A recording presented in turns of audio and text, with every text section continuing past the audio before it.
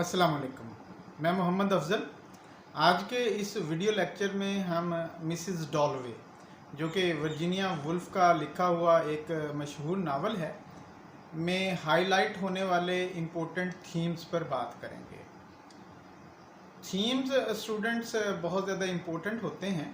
अगर किसी भी वर्क ऑफ आर्ट के थीम्स के बारे में आप अच्छी तरह से जानते हैं तो आप बड़ी आसानी से उस टेक्निक को फॉलो कर सकते हैं जो राइटर ने उस पीस ऑफ आर्ट को क्रिएट करने के लिए इस्तेमाल की होती है। तो मेजर थीम्स में हम मिसेस डॉलोवे के जो देखते हैं, सबसे पहले जो हमें मेजर थीम नज़र आता है वो सोसाइटी एंड क्लास आती है। पूरे के पूरे नावल में जहाँ पे भी आप चीज़ों को समझने की कोशिश करते हैं तो नावल एक पर्टिकुलर सेगमेंट ऑफ सोसाइटी के बारे में है या इंडिविजुअल्स पर जो सोसाइटी का इन्फ्लुएंस है उसके बारे में है, और इसके साथ ये एक पर्टिकुलर क्लास को पोर्ट्रे करता है और उस क्लास और सोसाइटी का आपस में जो इंटरेक्शन है वो हमें बहुत ज़्यादा जो है वो नज़र आता है।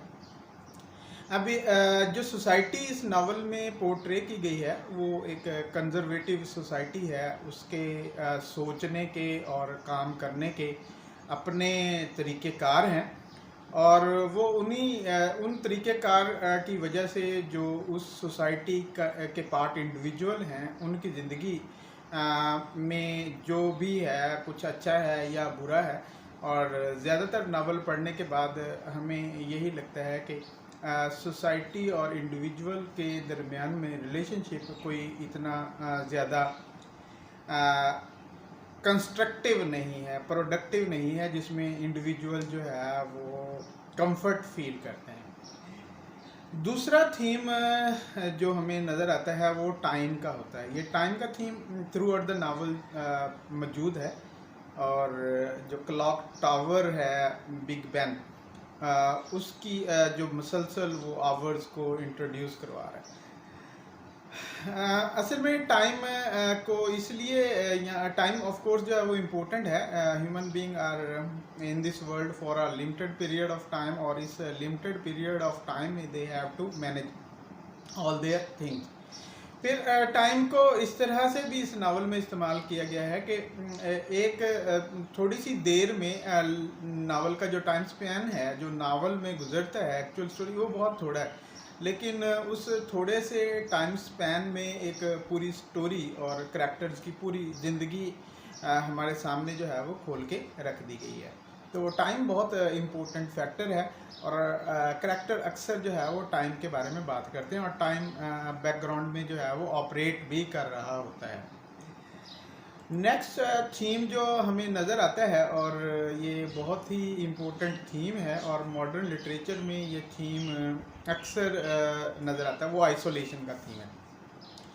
अब ये आइसोलेशन इंडिविजुअल्स की आइसोलेशन है और ये सोसाइटी की वजह से भी है और लोगों के अपने जो नफ्सियाती बायोलॉजिकल जो मेकअप है उसकी वजह से भी ये आइसोलेशन जो है हमें हर सतह पे नज़र आती है।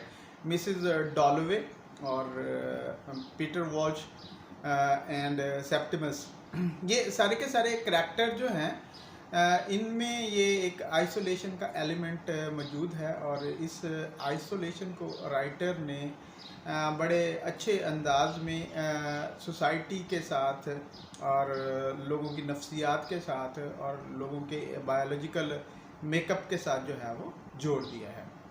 उसके बाद जो थीम हमें नज़र आता है 4 नंबर पे वो वॉरफेयर है।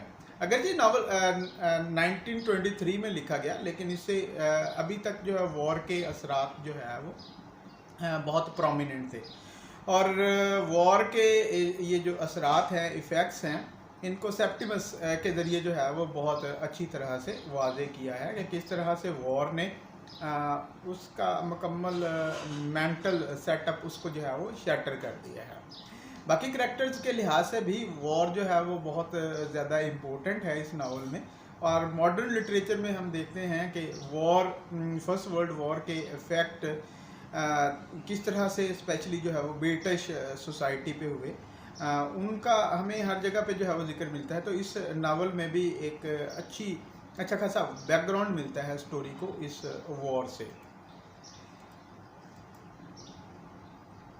नेक्स्ट जो हमें थीम नज़र आता है वो सफ़रिंग है। ऑफ कोर्स ये सफ़रिंग भी मुख्तलिफ वजूहात, इस सफ़रिंग की भी मुख्तलिफ वजूहात हैं। वॉर ऑफ कोर्स सबसे इम्पोर्टेंट फैक्टर है इस सफ़रिंग का। उसके अलावा सोसाइटी की जो है वो कंजर्वेटिज़म है, और जो उनकी ट्रेडिशन के साथ एडहेरेंस है, उसने भी इस सफ़रिंग को इनएविटेबल जो है बना दिया। और तकरीबन सारे करैक्टर जो है वो इस नावल में सफ़र करते हुए जो है वो नज़र आते हैं, वो तकलीफ़ में नज़र आते हैं, और हैप्पीनेस को तलाश करना पड़ता है कि when is there real happiness in the whole story. और इस सफ़रिंग के इफ़ेक्ट को मिटिगेट करने के लिए इस नावल के करैक्टर जो है वो डिफरेंट टाइप ऑफ एक्टिविटीज़ में इन्वॉल्व होते हैं। उसके बाद जो थीम हमें नज़र आता है बहुत इम्पोर्टेंट, वो रिप्रेशन है।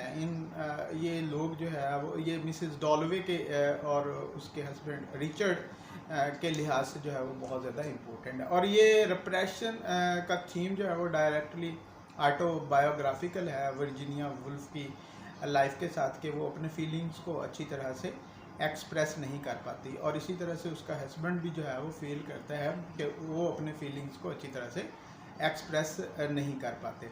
और रिप्रेशन ये तो बायोलॉजिकल या साइकोलॉजिकल रीज़न की वजह से आती है। सोसाइटी की भी जो है वो रिप्रेशन है।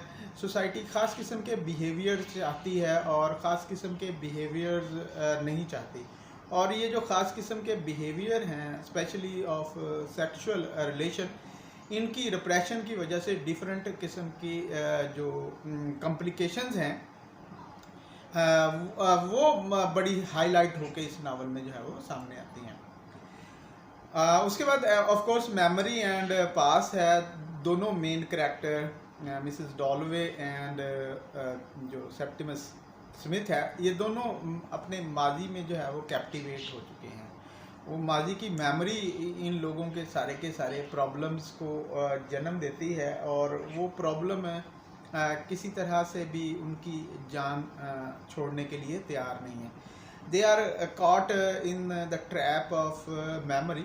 और मेमोरी क्योंकि अनप्लेजेंट है, तो ऑफ कोर्स अनप्लेजेंट किस्म की मेमोरी जो है वो सफ़रिंग लेके आती है। तो ये सफ़रिंग हमें जो है वाइड स्प्रेड नज़र आती है through out the novel. Eighth theme जो हमें बहुत प्रोमिनेंट होकर इस नावल में मिलता है, और भी बहुत सारे थीम्स हैं, लेकिन ये 8 थीम मेरे लिए जो है वो बहुत ज़्यादा इम्पोर्टेंट है। और इन 8 थीम्स जो 8 थीम है वो मैडनेस का थीम है। ऑफ कोर्स ये मैडनेस का थीम सेप्टिमस के थ्रू जो है वो ज़्यादा इसको जो है वो एक्सप्लोर किया गया है, लेकिन मिसिस डॉलवे भी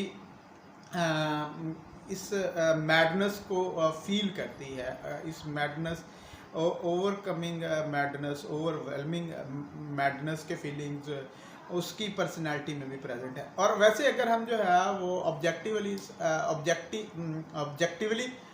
सारे करैक्टर्स को जो है वो देखें, तो हमें वो हमें सम सॉर्ट ऑफ मैडनेस जो है वो हर जगह पे नज़र आती है।